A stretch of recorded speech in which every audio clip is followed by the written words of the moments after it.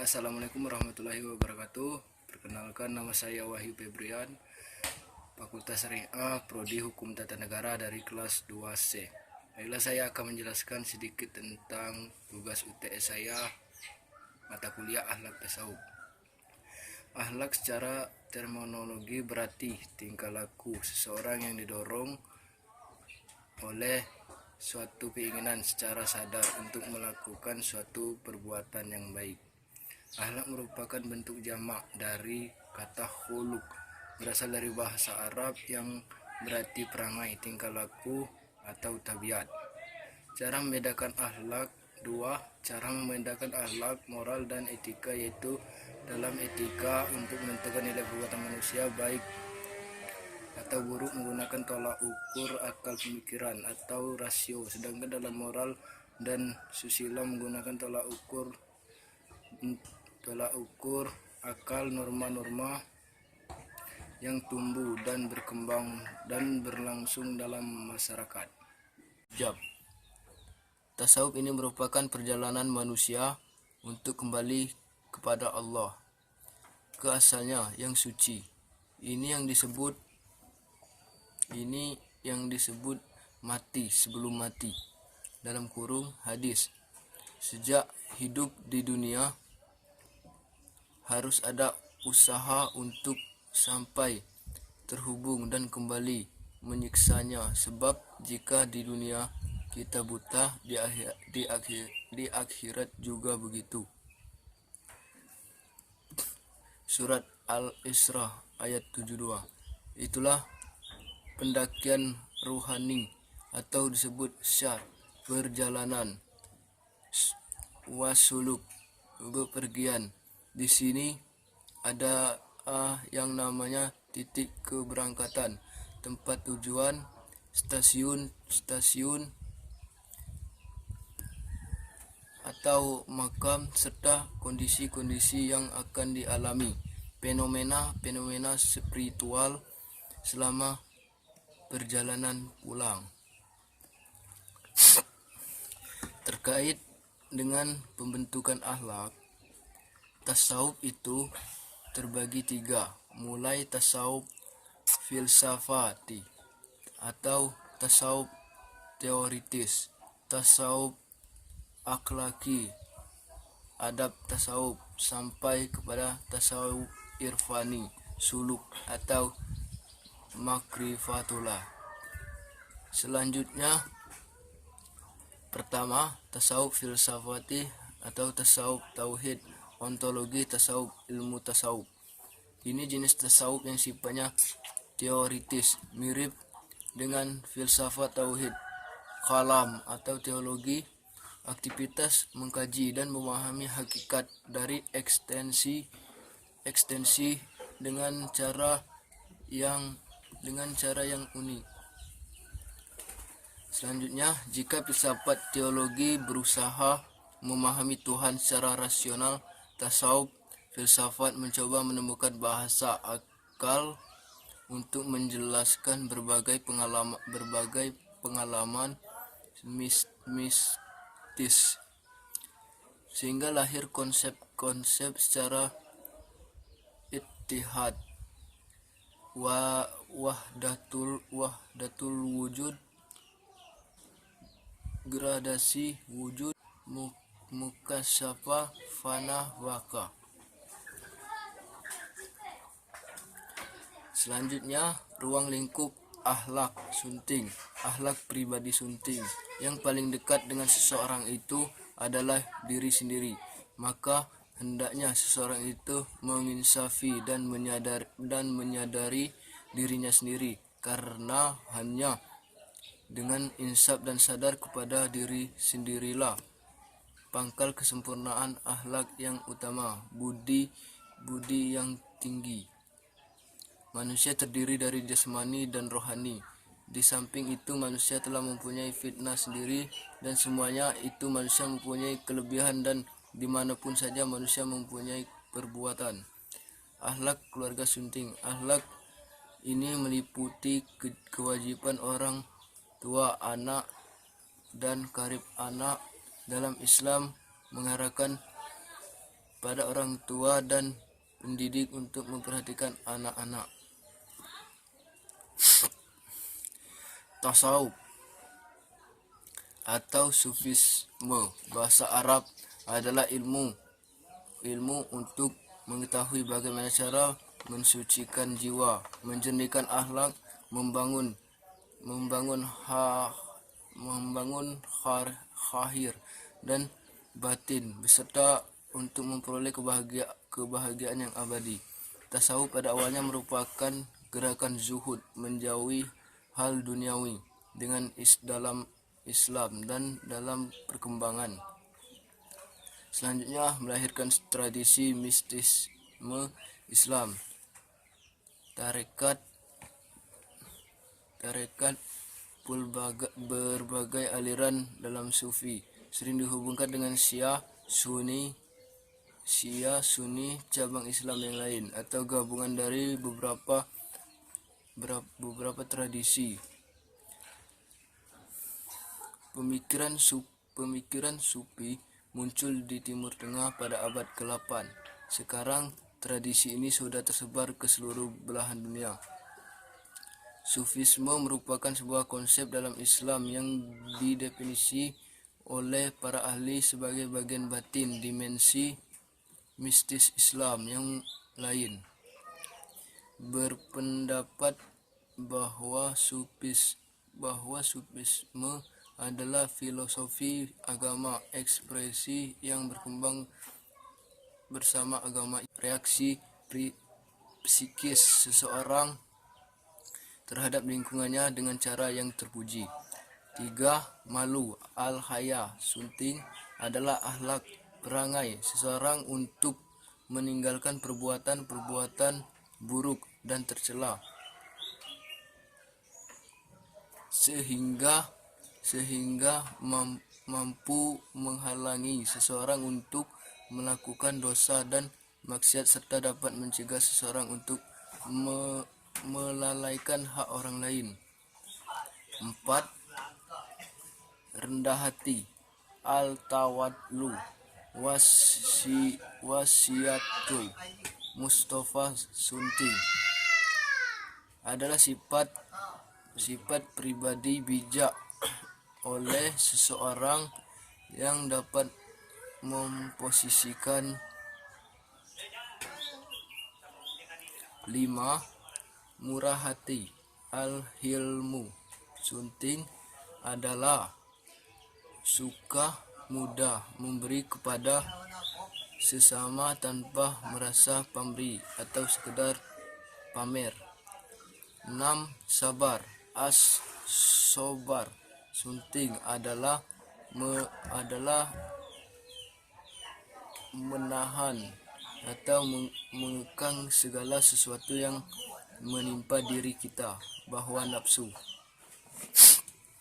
Selanjutnya, hedonisme adalah pandangan hidup yang menganggap bahwa orang akan menjadi bahagia dengan mencari kebahagiaan sebanyak mungkin dan sedapat mungkin,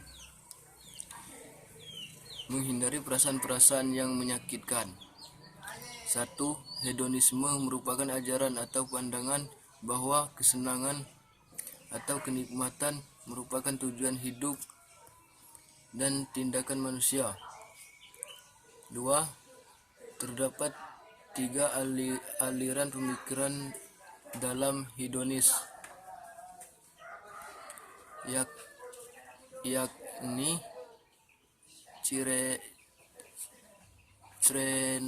Cyrenaic,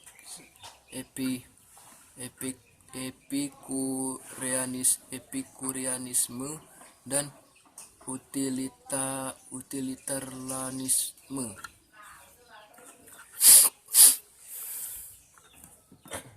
Selanjutnya, benih-benih tasawuf sudah ada sejak dalam kehidupan Nabi Muhammad. Apabila perbuatan tersebut dilakukan dengan terpaksa bukanlah pencerminan dari akhlak. Dalam Encyclopedia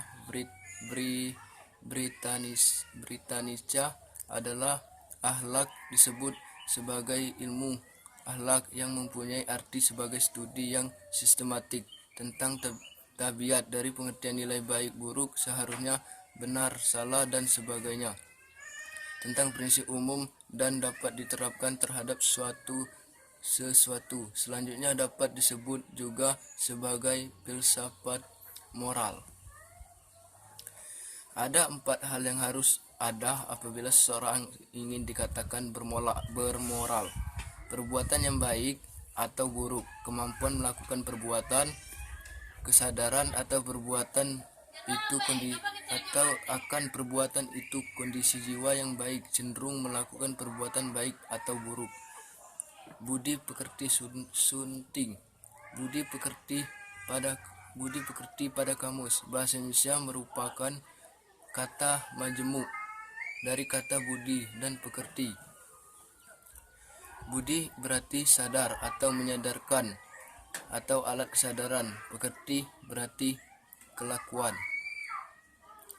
Secara terminologi, kata budi ialah yang ada pada manusia yang berhubungan dengan kesadaran, didorong oleh pemikiran rasio, disebut dengan nama karakter. Sedangkan pekerti ialah apa yang terlihat oleh manusia karena didorong oleh perasaan hati yang disebut behavior. Jadi dari kedua kata tersebut dipekerti dan diartikan sebagai berikut. Moral sunting. Moral dan etika dan akhlak memiliki pengertian yang sangat berbeda. Moral berasal dari bahasa Latin yaitu mos, yang berarti adat istiadat yang menjadi dasar untuk mengukur apakah perbuatan seseorang baik atau buruknya.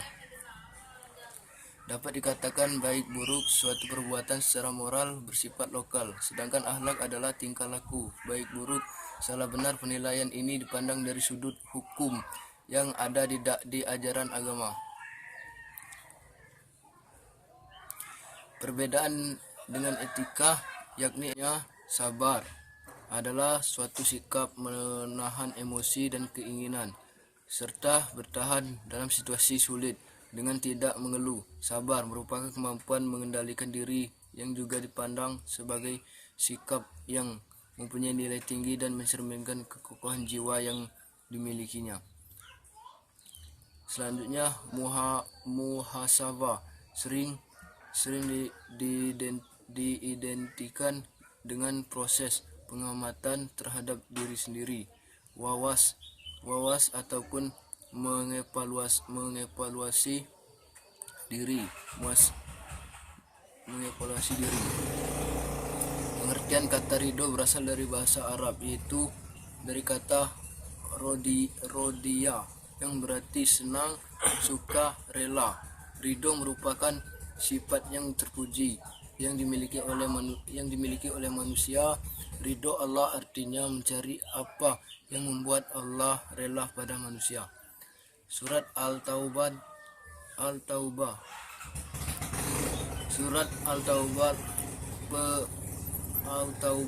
hal pengampunan adalah surah ke-9 dalam Al-Quran. Surah ini tergolong surah Maidah, terdiri atas 129 ayat, dinamakan At-Taubah yang berarti pengampunan karena kata At-Taubah berulang kali disebut dalam surat ini. Dinamakan juga dengan Baroh yang berarti melepas diri dan dimaksud adalah pernyataan memutuskan perhubungan, disebabkan sebagai besar pokok pembicaraan tentang pernyataan pemutusan perjanjian damai dengan kaum musyrikin. Dalam terminologi Islam sendiri, kata ikhlas diperoleh dalam Al-Quran, yaitu surah Al-Ikhlas surat ke-112. Kalau secara bahasa, maka ikhlas adalah murni. Artinya, kita dikatakan ikhlas apabila jika benar-benar memurnikan pekerjaan kita hanya untuknya. Tawakal atau tawakul berarti mewakilkan atau menyerahkan, dan dalam agama tawakal berarti berserah diri sepenuhnya kepada Allah dalam menghadapi atau dalam menghadapi atau menunggu hasil suatu pekerjaan, atau menanti akibat dari suatu keadaan. Imam Al-Ghazali merumuskan definisi tawakal. Etika terdiri dari 3 pendekatan, yaitu etika deskriptif, etika normatif, dan etika metaetika. Kaidah etika yang bisa dimunculkan dalam etika deskriptif adalah adat kebiasaan, anggapan tentang baik dan buruk, tindakan-tindakan yang diperolehkan atau tidak diperolehkan.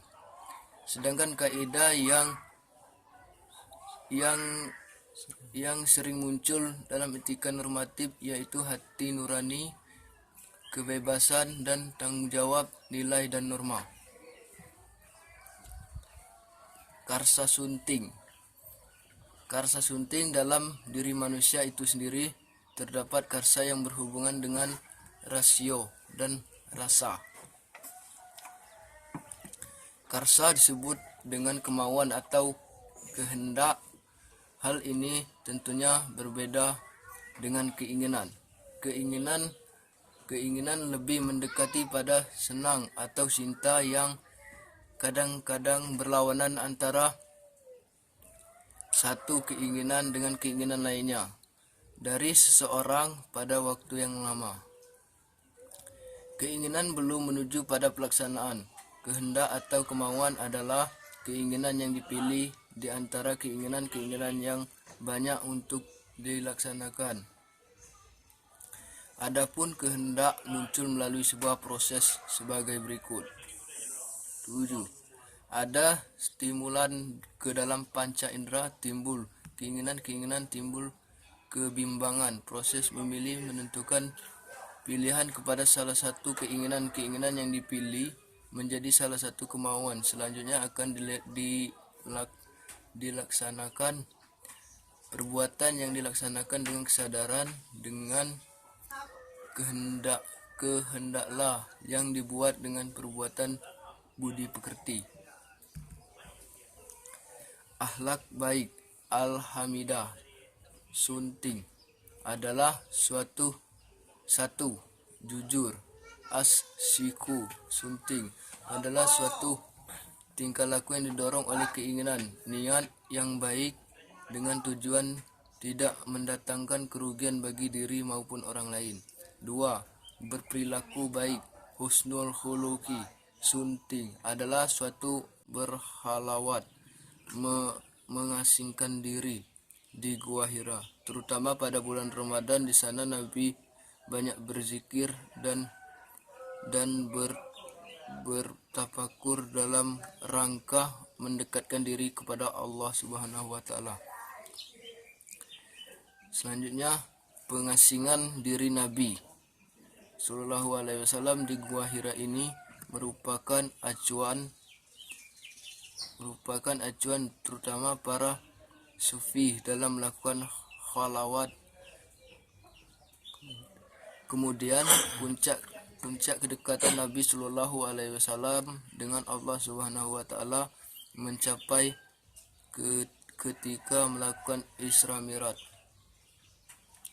Di dalam Isra Mi'raj itu Nabi Sallallahu alaihi wasallam telah sampai ke Sidratul Muntaha atau tempat terakhir yang dicapai Nabi ketika Mi'raj di langit ketujuh. Bahkan di langit ketujuh ada perbedaan antara wara dan zuhud. Sebagai ulama menyatakan bahwa tidak ada perbedaan makna antara wara dan zuhud, sehingga mereka menggunakan dua istilah tersebut dalam suatu pembahasan saja. Namun yang nampaknya lebih tepat, ada perbedaan antara keduanya. Yang lebih tepat adalah sebagaimana dikatakan para ulama bahwa zuhud adalah meningkatkan semangat untuk meraih hal yang bermanfaat bagi akhirat, seperti berlebihan dalam hal-hal yang mubah yang dapat membuat seseorang lalai dari ketaatan kepada Allah. Adapun wara yang syarih adalah meninggalkan hal-hal yang dapat membahayakan nasib kita di akhirat. Termasuk di dalamnya adapun meninggalkan hal-hal yang haram dan syubhat. Ketiga, tasawuf irfan, tarekatullah, makrifatullah. Inilah puncak atau jenis tasawuf yang dapat